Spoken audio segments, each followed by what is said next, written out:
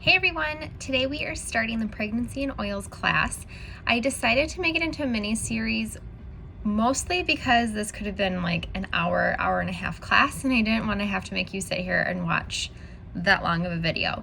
So I'm breaking it up into a mini series where we will take each stage of pregnancy and just do a quick mini course on that. So this was a topic that quite a few of you actually reached out to me and asked if I would do a class on. I didn't use oils during my pregnancy with my daughter until like the very last part of my third trimester. And with Caden, I was able to use the oils before conceiving him, all throughout pregnancy, delivery, and then postpartum. So he is my testimony of experience that I've had with using the oils during pregnancy. But real quick, if you guys are new here, my name is Michelle. I am the founder and CEO of Living Free and Natural, and I've been using essential oils since 2015. And my second pregnancy, like I said, is where I have the most experience of using the oils while I was pregnant. I want you guys to keep in mind that I'm not a doctor. I'm definitely not an OBGYN. So if you have any concerns or questions on whether or not you should use an oil or a product that I recommend, know that this is all from my personal experience and the consulting that I've had with my own physician. So always talk to your doctor first. Every woman is different with pregnancy, and we just want to make sure that you're being safe and having common sense, but also always trust your gut. So if at any point, any of the recommendations and you're like, I've never taken oils internally, don't start taking them now while you're pregnant. Just take some precaution and do what your gut says, trust your intuition, and definitely reach out to your doctors and your midwife or your doula or whoever you're working with. So today I am going to touch on the fertility section and the first trimester. A lot of my resources came from Stephanie Fritz's book, Essential Oils for Pregnancy, Birth, and I can't remember the last part of what her title was, but I will share that on my website for you guys so you can either buy the book or you can download the ebook version. And then the Essential Life book is another major resource that I've used with lots of information. So I'm not going to go through every single possibility, but I am going to go through some things that I personally use that I've experienced with that I can share with you guys. First things first, with prior to conceiving, we want to make sure that our bodies are, I want to say, set for the stage. Like we're prepared to have that environment ready for a child. And so a lot of times, especially now with our diets, our lifestyle, our environmental exposures, we have a lot of toxins in our body, and unfortunately a lot of women face fertility issues that could be caused by that, or maybe they have another disorder or disease. I know PCOS is one that can make it hard to conceive children. I have endometriosis, so I had a really hard time keeping pregnancies, and there's just a whole slew of things. But the stuff that's in our control is what are we eating, how is our environment, how are our stress levels, what are we putting in and on our bodies, that type of stuff. So if you are looking to wanting to get pregnant and you want to start that preparation period, here's some of the recommendations. Now there's a lot more that's listed out in Stephanie's book, but here are some of the key things. So definitely do doTERRA's 30-day detox program. And I will have the chart posted up on the website too, so you guys can see that and you can track it. But essentially the cleanse really helps your body in a natural way. So this isn't a cleanse where you're suddenly on the toilet constantly and have to take a couple days off of work. It's a very gentle cleanse, and it's really made to support your body, like your liver and your kidneys, to do what it's supposed to do, right? And so I love this program. I do it actually 4 times a year, so once every quarter. And then I do like a super cleanse where I actually cut out like a bunch of food groups and that's a whole different story, but I do that twice a year. So preparing your body, I would definitely do that cleanse. And then avoiding sugars, grains, dairy, fruit juice, and caffeine. It's a great time to start cutting out caffeine if you're really addicted to it, because it's not recommended while you're pregnant. I still consumed caffeine with my son in small amounts and with my daughter, but really just set the stage. You guys want to make sure that you can control everything on your part. And then some of the oils that can be used for fertility and progesterone. Now, this isn't all of them, it's just a few.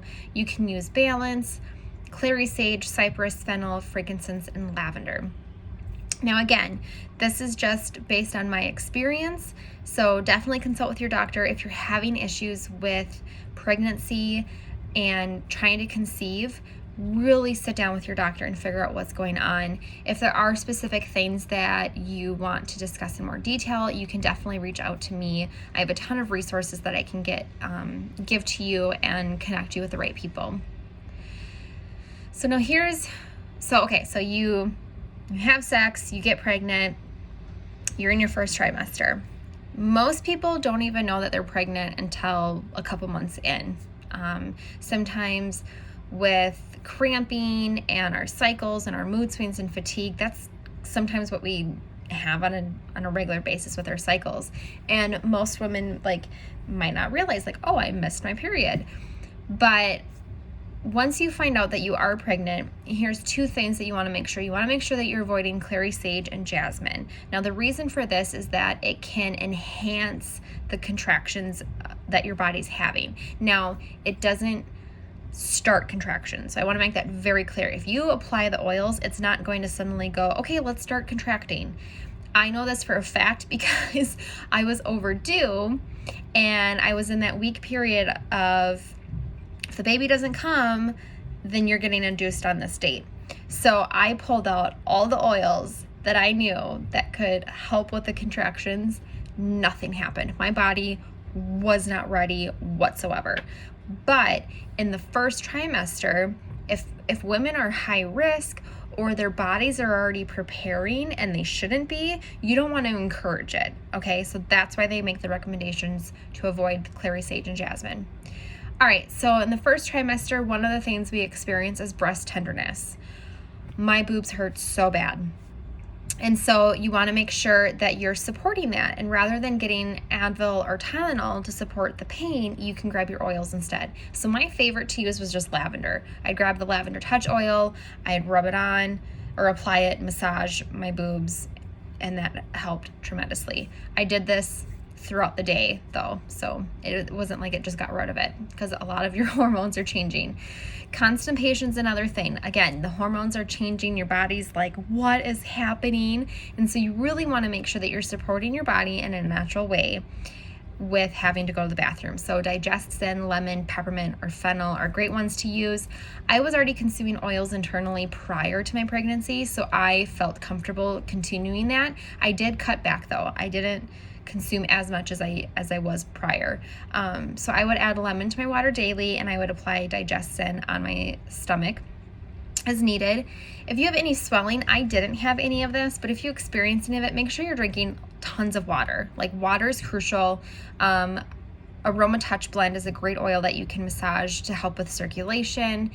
Fatigue, this is a huge one. I had this in my first and my third trimester. So diffusing wild orange and peppermint was my go-to. I would diffuse peppermint or Motivate, which does have orange and peppermint in it. And then I would apply peppermint to my temples and the back of my neck. Any head tension, so if it was stress related or hormone related, I would usually grab past tense peppermint or deep blue, apply it to the areas that really hurt. Any heartburn, I would add wild orange to my water. Muscle cramps, this is typically caused by a deficiency in magnesium, so you're going to want to make sure that you're getting that in the appropriate amounts. We do have a bone nutrient complex designed to give that magnesium and other minerals that our body needs. So I was making sure that I was taking that. And then if you do have cramping, you can use marjoram or deep blue to kind of ease that tension. And then nausea.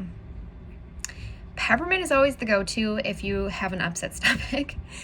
But for some reason, I could not stand the smell of peppermint with Kaden. Like, just smelling it when I was feeling nauseous just made me want to throw up even more.